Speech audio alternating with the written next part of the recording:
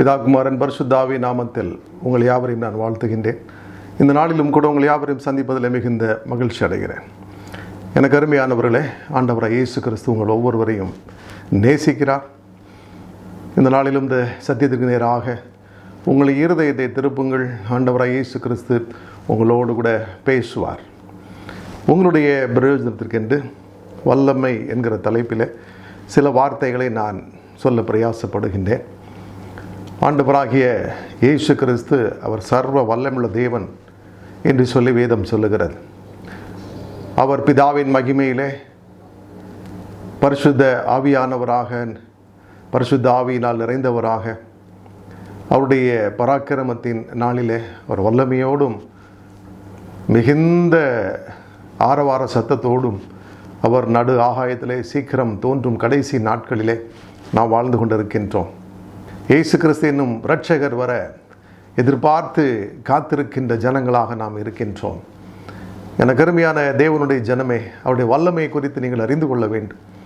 அவர் ஒருவரே கர்த்தர் என்றும், அவரே வானங்களையும் பூமியை உண்டாக்கின தேவன் என்றும், சகலத்தையும் படைத்த சர்வ வல்லவர் என்று சொல்லி நீங்கள் விசுவாசித்து அறிந்து கொள்ளும்படியாக இந்த வார்த்தைகள் பரிசுத்த ஆவியானவர் மூலமாக உங்களிடத்திலே வருகிறது என்று சொல்லி நான் நம்புகிறேன்.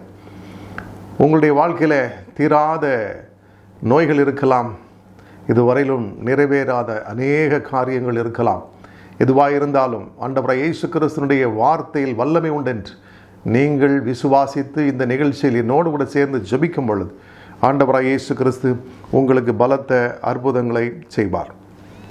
வேதம் சொல்லுகிறது, லூக்கா 24:19, அவர் எவைகள் என்றார். அதற்கு அவர்கள், நசரேயனாகிய இயேசுவை குறித்தவைகளே, அவர் தேவனுக்கு முன்பாகவும் செய்கையிலும் வாக்கிலும் வல்லமையுள்ள தீர்க்கதரிசியாய் இருந்தார் என்று சொல்லி அங்கே சாட்சியிடுகிறதை நாம் பார்க்கின்றோம். எனக்கு அருமையான தேவனுடைய பிள்ளைகளே, இந்த உலகத்தில் ஆண்டவராகிய இயேசு கிறிஸ்து தேவனுக்கு முன்பாகவும் செய்கையிலும் வாக்கிலும் வல்லமையுள்ள தீர்க்கதரிசி என்று சொல்லி நாம் இங்கே வாசிக்க கேட்டோம். ஒரு வல்லமையுள்ள ஒரு தீர்க்கதரிசி, அவருடைய வாக்கிலே வல்லமை உண்டு.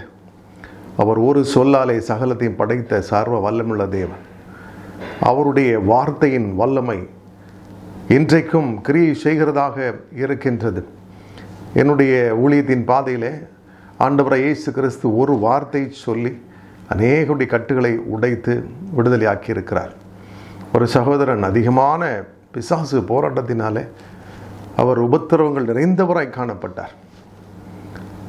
பல நாட்கள் தூக்கம் இல்லாதபடிக்கு பயத்தோடு திகிலோடு வாழ்ந்து கொண்டிருந்தார்.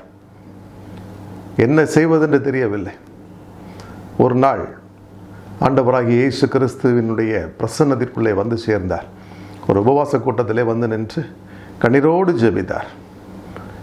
கடைசி ஜெப வேளையிலே ஆண்டவராகிய இயேசு கிறிஸ்துவின் மேல் மறுரூபமாகி நின்று அவர் அநேக தீர்க்க தரிசனங்களை சொல்லத் தொடங்கினார்.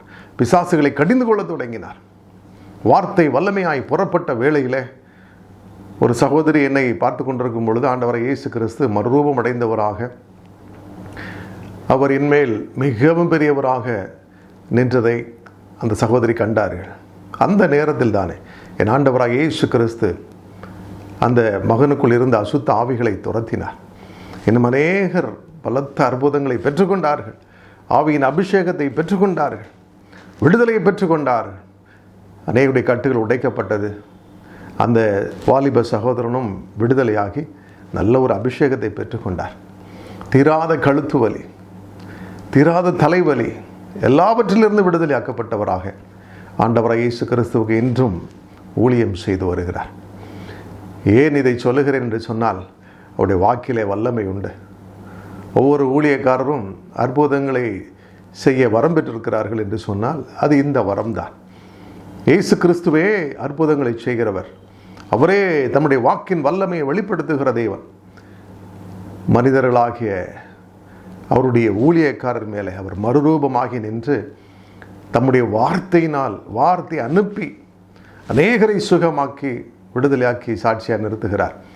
இதை குறித்து தான் இங்கே ஒரு சாட்சி சொல்லப்பட்டிருக்கிறது.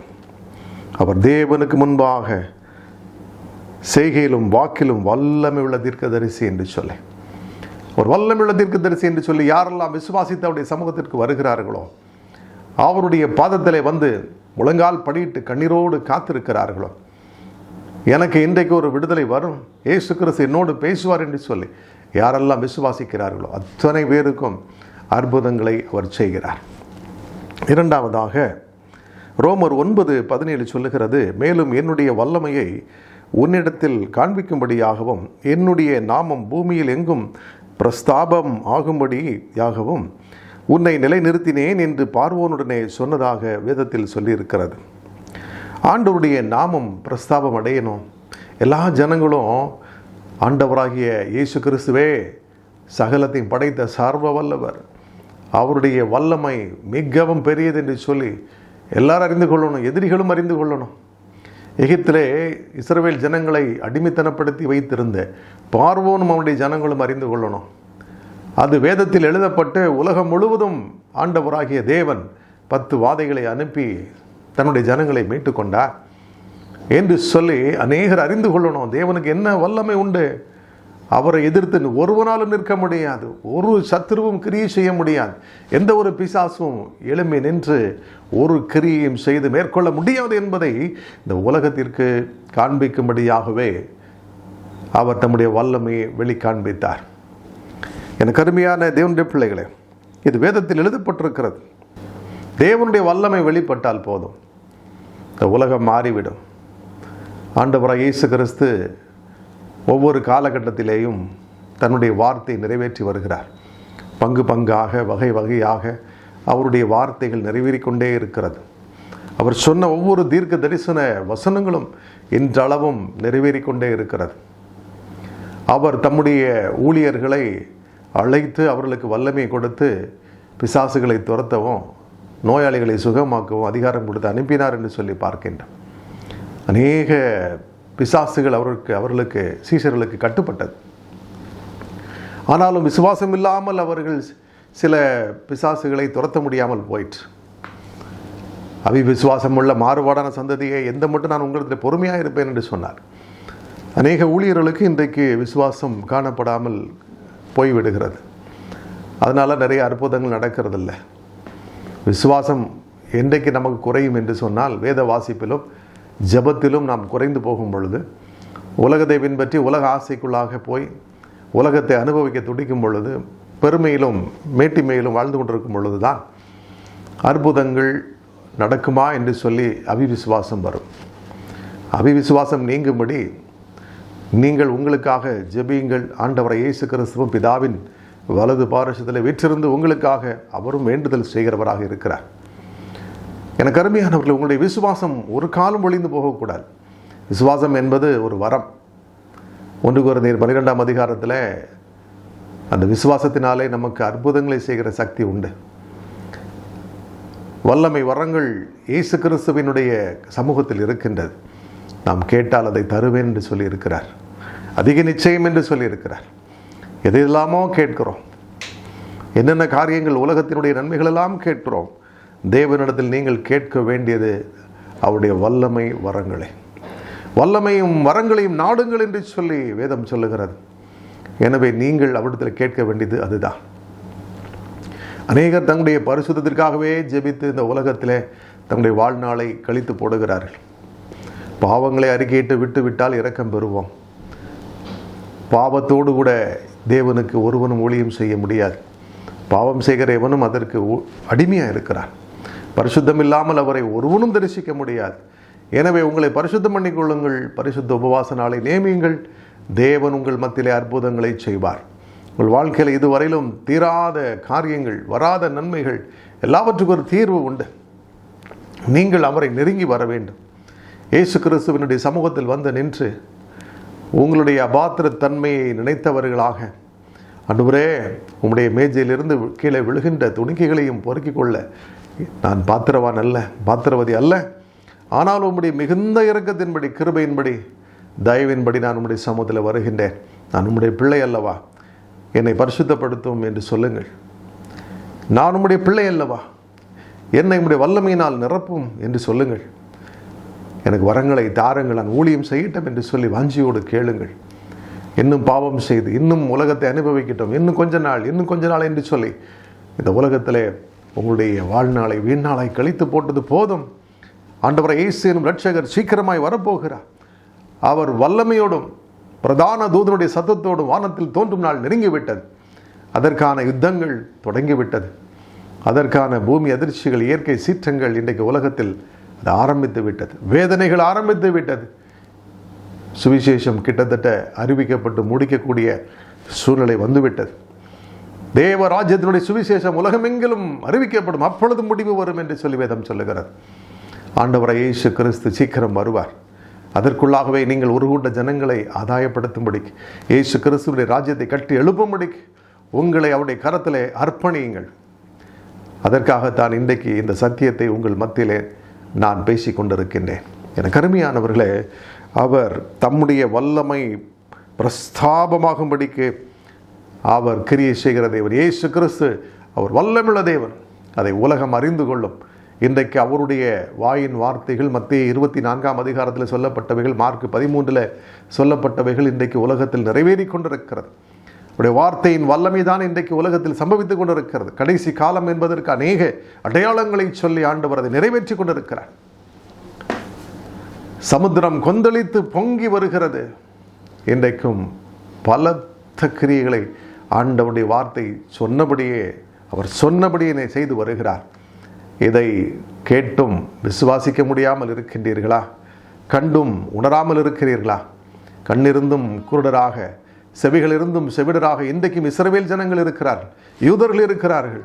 அவருடைய கண்கள் அங்கே குருடாக்கப்பட்ட கண்களாக இருக்கிறது. தேவனுடைய வல்லமை பராக்கிரமங்களை அவர்கள் கண்ணார கண்டும், இயேசு கிறிஸ்து செய்த பலத்த அற்புதங்களை அவர்கள் நேரில் பார்த்தும் அவரை விசுவாசிக்கவில்லை. அதே போலவும் நீங்களும் இருக்கின்றீர்களா?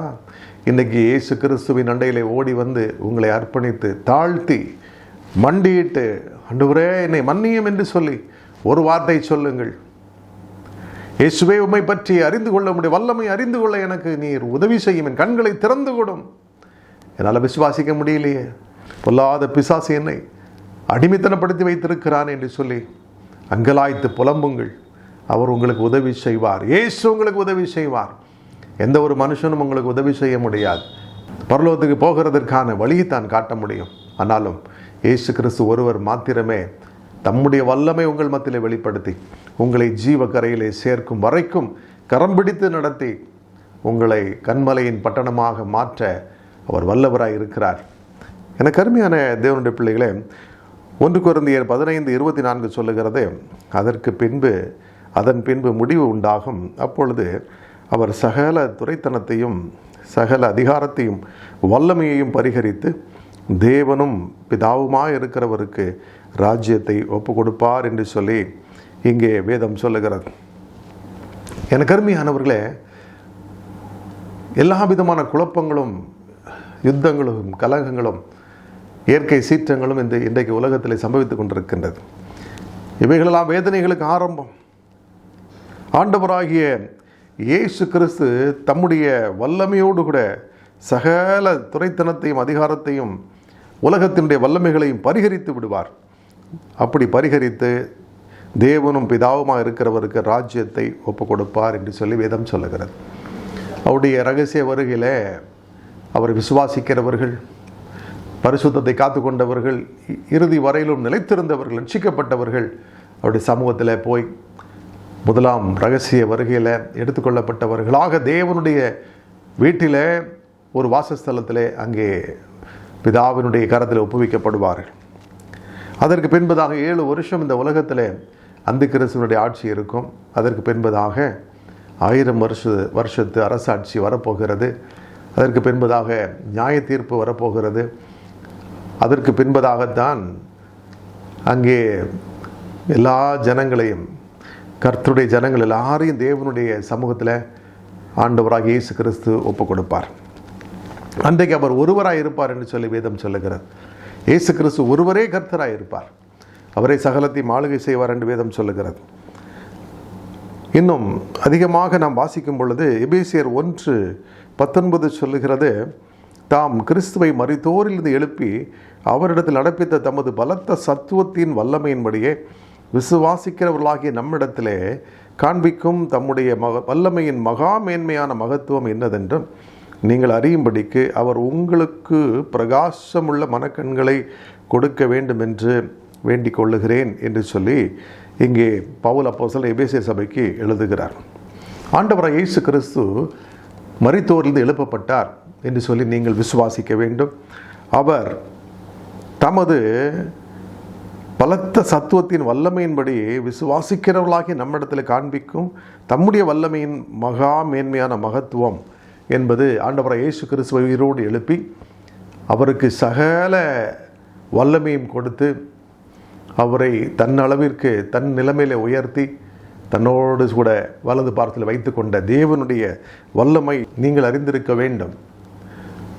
நீங்கள் அதை தெரிந்து வைத்திருக்க வேண்டும்.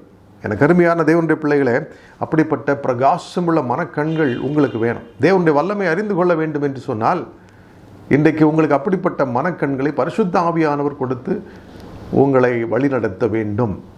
அதைத்தான் ஆண்டவரிடத்தில் கேட்கணும். ஆண்டவரே, உம்முடைய வல்லமை அறிந்து கொள்ள எனக்கு பிரகாசமுள்ள மனக்கண்களை தாருங்கப்பா என்று சொல்லி நீங்கள் உங்களுடைய ஜெபத்திலே அவரிடத்தில் கேட்க வேண்டும். இயேசு கிறிஸ்துவிடத்தில் கேட்க வேண்டும். அவர் உங்களுக்கு உதவி செய்வார், உங்கள் மனக்கண்களை திறப்பார். ஒரு சகோதரி இப்படித்தான் அழுது புலம்பி ஜெபித்து கொண்டிருந்தார்கள்.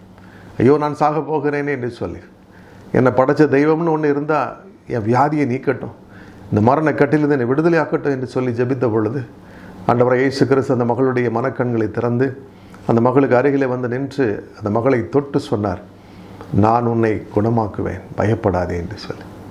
அந்த சகோதரி அந்த வியாதி நீங்கி சொஸ்தமடைந்தார்கள். அந்த குடும்பம் இன்றைக்கும் தேவனை மகிமைப்படுத்தி கொண்டிருக்கிறது. ஏன் இதை சொல்லுகிறேன் என்று சொன்னால், அவர் ஏன் இந்த உலகத்தில் வந்து பிறந்தார், அவர் ஏன் அற்புதங்களை செய்தார், கல்வாரி சிலுவையிலே ஜீவனை கொடுத்தார், உங்களுக்காக எனக்காக தாம் சொன்னபடியே தம்முடைய வார்த்தையின் வல்லமையின்படியே பிதாவாகிய தேவனுடைய வல்லமையின்படி அவர் அங்கே 3ஆம் நாள் உயிரோடு எழும்பினார் என்பதை குறித்து அறிந்து கொள்ளத்தக்கதாக உங்களுக்கு மனக்கண்கள் திறக்கப்பட வேண்டும். அப்படிப்பட்ட மனக்கண்களை ஆண்டவராகிய இயேசு கிறிஸ்து உங்களுக்கு தந்து உங்களை ஆசீர்வதிக்க வேண்டும். பிலிப்பியர் 3:21 சொல்லுகிறது, அவர் எல்லாவற்றையும் தமக்கு கீழ்ப்படுத்தி கொள்ளத்தக்க தம்முடைய வல்லமையான செயலின்படியே நம்முடைய அற்பமான சரீரத்தை தம்முடைய மகிமையான சரீரத்திற்கு ஒப்பாக மறுரூபப்படுத்துவார் என்று சொல்லி நாம் பார்க்கின்றோம். நாம் எடுத்துக்கொள்ளப்படும் பொழுது, ரகசிய வருகையில் எடுத்துக்கொள்ளப்படும் பொழுது அவருடைய மகிமையின் சரீரத்திற்கு ஒப்பாக நம்மை மாற்றி விடுவாராம். நாம் தேவனுடைய பிள்ளைகளாக அவருடைய சாயலாக படைக்கப்பட்டோம் என்று சொல்லி வேதம் சொல்லுகிறது. ரகசிய வருகையின் நாளிலே நீங்கள் ரட்சிக்கப்பட்டவர்களாக, பாவத்திலிருந்து விடுதலையாக்கப்பட்டவர்களாக, இயேசு கிறிஸ்து விசுவாசிக்கிற ஜனங்களாக இருக்கும் பொழுது ஆண்டவராகிய இயேசு கிறிஸ்து உங்களை மறுரூபமாக்கி எடுத்துக்கொள்வார். எனக்கு அருமையான தேவனுடைய பிள்ளைகளே, ஆண்டவராகிய இயேசு கிறிஸ்துவனுடைய வார்த்தை சொல்லுகிறது, நீங்களும் அவருடைய வல்லமையான செயலின்படியே நம்முடைய அற்பமான சரீரத்தை தம்முடைய மகிமையான சரீரத்திற்கு ஒப்பாக மறுரூபப்படுத்துவார். மறுரூபப்படுத்தல் என்று சொல்லும் பொழுது இன்னொரு உருவத்தை கொடுப்பது. உங்களுடைய சரீரத்தை அவர் வாழ வயது போல மாற்றி விடுவார். 80 வயது ஆனாலும் 100 வயசு ஆனாலும் 5 வயசாக இருந்தாலும் 25 வயசாக இருந்தாலும் 30 வயசாக மாற்றுவார் என்று சொல்லி, வாழ வயதுனா 30 வயது, எல்லோரையும் பரலோகத்தில் 30 வயது உள்ள ஜனங்களாக மாற்றி விடுவார். மறுரூபத்தை கொடுப்பார். அதுவும் மகிமையான சரீரம் கொடுக்கப்படும். தேவன் ஆவியாக இருக்கிறது போல நம்மையும் ஆவியின் சரீரத்தை கொடுத்து அவருடைய முகத்தின் பிரகாசத்தை நம்மேல் வீச செய்து அவரை போல நம்மை மாற்றி விடுவார். தேவதூதர்களைப் போல நம்மை மாற்றி விடுவார். காற்றுகளைப் போல மாற்றி நித்திய காலமாய் வாழும்படி செய்வார். அவருடைய சரீரத்திற்கு ஒப்பாக நம்முடைய சரீரம் மாற்றப்படும். இந்த பாக்கியத்தை இழந்து போகிறவர்கள் ஒருவரும் இருக்க வேண்டாம். அதற்காகத்தான் ஆண்டவராகிய இயேசு கிறிஸ்து இந்த பூமியிலே பலத்த அற்புதங்களை செய்து கொண்டிருக்கின்றார்.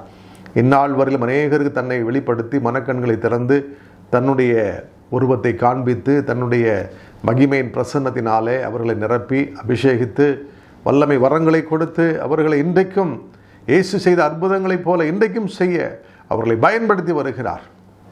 எனக்கு அருமையானவர்களே, உங்களையும் அவர் அப்படி பயன்படுத்த வல்லமுள்ள தேவனாக இருக்கிறார். நீங்கள் விசுவாசித்தால் போதும் தேவனுடைய மகிமையை காண முடியும். தேவனுடைய வல்லமை உண்டென்றும், அவர் உண்மையிலேயே உயிரோடு இருக்கிறார் என்றும், அவர் எனக்கு அற்புதம் செய்ய வல்லமுள்ள தேவனாக இருக்கிறான்னு சொல்லி விசுவாசிக்கும் பொழுது நீங்கள் அவருடைய சமூகத்திலிருந்து அற்புதங்களை பெற்றுக்கொள்ள முடியும். இன்னும் எபிரேயர் 4:12 சொல்லுகிறது, தேவனுடைய வார்த்தையானது ஜீவனும் வல்லமையும் உள்ளதாயும் இருபுறமும் கருக்குள்ள எந்த பட்டயத்திலும் கருக்கானதாயும் ஆத்துமாவையும் ஆவியையும் கணுக்களையும் ஊனையும் பிரிக்கத்தக்கதாக உருவ குத்துகிறதாயும் இருதயத்தின் நினைவுகளையும் யோசனைகளையும் வகையறுக்கிறதாயும் இருக்கிறது என்று சொல்லி நாம் பார்க்கின்றோம்.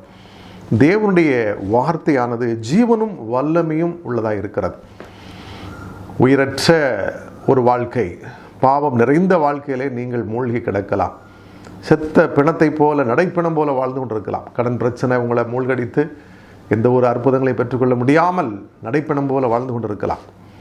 ஆனால் தேவனுடைய வார்த்தை, இயேசு கிறிஸ்து உங்களுக்கு ஒரு அற்புதம் செய்ய ஒரு வார்த்தை சொன்னால் போதும், அது ஜீவனுள்ளதாய் மாறும். எந்த ஒரு செத்துப்போன ஆசீர்வாதத்தையும் செத்துப்போன சரீர பாகங்களையும் அது உயிர்ப்பிக்க வல்லமையுள்ளதாக இருக்கிறது. அது ஜீவன் உள்ளது, அது வல்லமை உள்ளது. தேவனிடத்தில் வல்லமை உண்டு.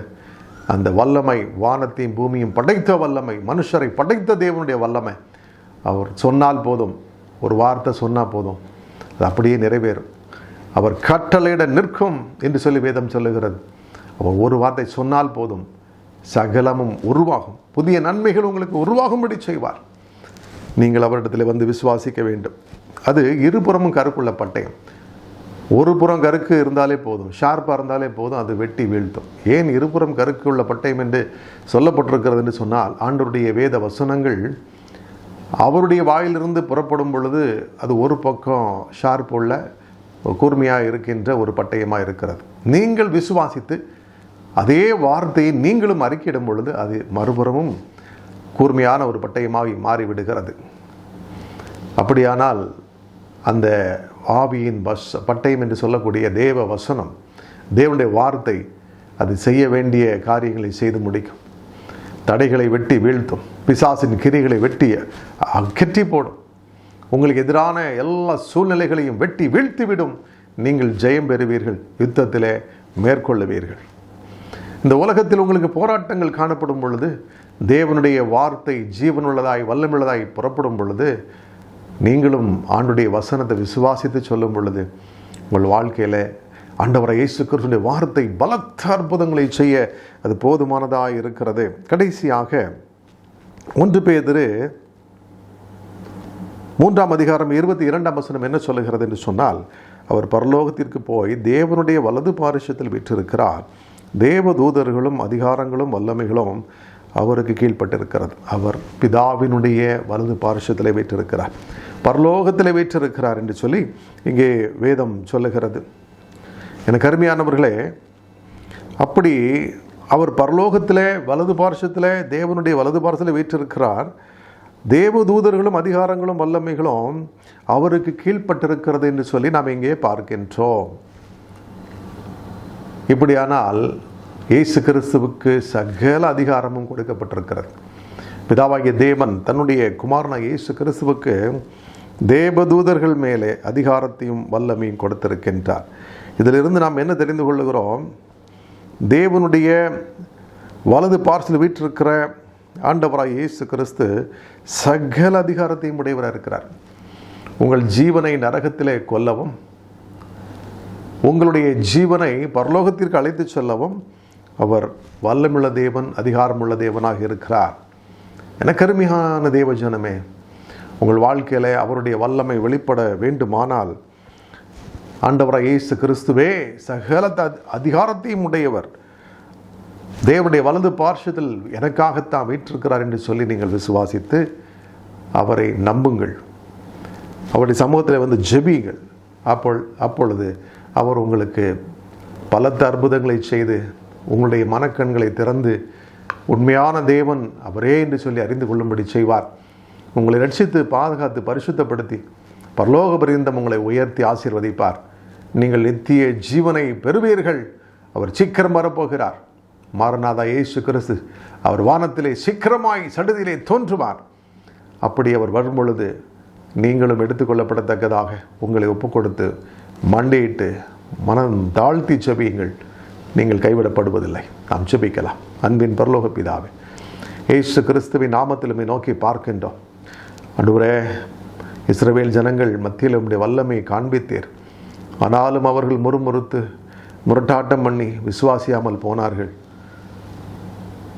அவர்கள் ஒருவரும் கானான் தேசத்துக்குள் போய் சேரவில்லை. அவருடைய பிள்ளைகள் தான் போய் சேர்ந்தார்கள். ஆனாலும் இன்றைக்கு நாங்கள் அப்படி இருக்க விரும்பவில்லை. கர்த்தாவே, எங்களுக்கு பிரகாசம் உள்ள மனக்கண்களை தாரும். எங்கள் பாவங்கள் அக்கிரமங்களெல்லாம் மன்னி, எங்கள் ஜனங்களுடைய பாவங்கள் அக்கிரமங்களெல்லாம் மன்னித்து, என்னோடு கூட சேர்ந்து ஜெபிக்கிற ஒவ்வொருத்தருடைய பாவங்களையும் உம்முடைய இரத்தத்தால் கழுவி சுத்தம் பண்ணி ஆண்டவரே பரிசுத்தமான பிள்ளைகளை மாற்றிக்கொள்ளுங்க ராஜா. உங்கள் பாவம் செவேர் என்று இருந்தாலும் அது உறைந்த மழை போல வெண்மையாக மாறும் என்று சொன்னீரே கர்த்தாவே. இன்றைக்கும் என்னோடு கூட சேர்ந்து ஜெபிக்கிற ஒவ்வொரு பிள்ளைகளுக்கும் ஆண்டவர் அப்படிப்பட்ட ஒரு பரிசுத்தத்தை கொடுத்து அவர்களை உமை போல மாற்றுங்க, மறுரூபப்படுத்துங்க ராஜா. இப்பொழுதே உம்முடைய பரிசுத்த ஆவியானவரை மனம் திரும்பி தங்களை ஒப்புக் கொடுக்கின்ற, தங்களை தாழ்த்தி ஜெபிக்கின்ற ஒவ்வொரு பிள்ளைகள் மேலும் இப்பொழுதே அப்பா அனுப்பி அவர்களை உமை போல மாற்றுங்கப்பா, மாற்றுங்கப்பா.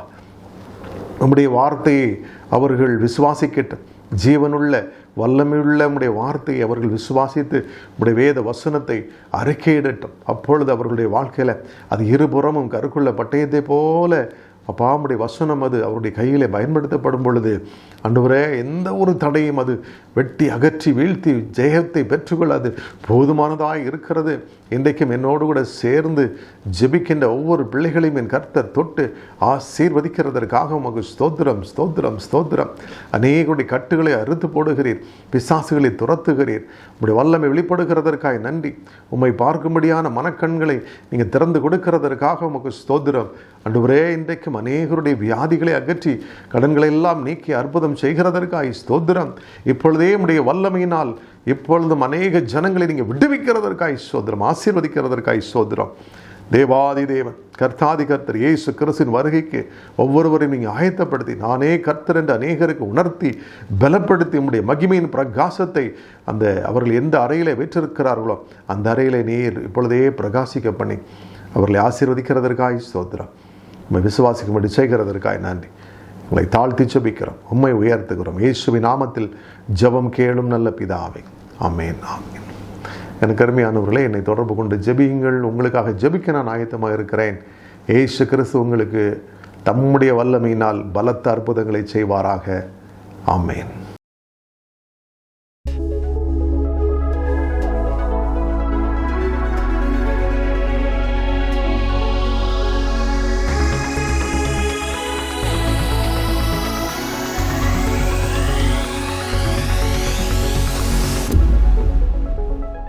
என்னை கவனிப்பவர், என் சுமைகளை சுமக்கின்றவர். என்னை கவனிப்பவர், என் சுமைகளை சுமக்கின்றவர். யார் என்னை கைவிட்டாலும் இயேசு என்னோடு உண்டு. யார் என்னை கைவிட்டாலும் இயேசு என்னோடு உண்டு. சோதனை என்னை நெருக்கினாலும் தீர்வு எனக்கு தருகின்றார். சோதனை என்னை நெருக்கினாலும் தீர்வு எனக்கு தருகின்றார். ஏனென்று அறியேன் நான், எந்த நன்மைக்கென்று அறிவேன் நான். ஏனென்று அறியேன் நான், எந்த நன்மைக்கென்று அறிவேன் நான். நெருப்பில் விழுந்தாலும் அதில் தனியாய் நிற்பதில்லை. நெருப்பில் விழுந்தாலும் அதில் தனியாய் நிற்பதில்லை. வீழ்ந்தது நெருப்பில் அல்ல, இயேசுவின் கரங்களிலே. வீழ்ந்தது நெருப்பில் அல்ல, இயேசுவின் கரங்களிலே. சோதனை என்னை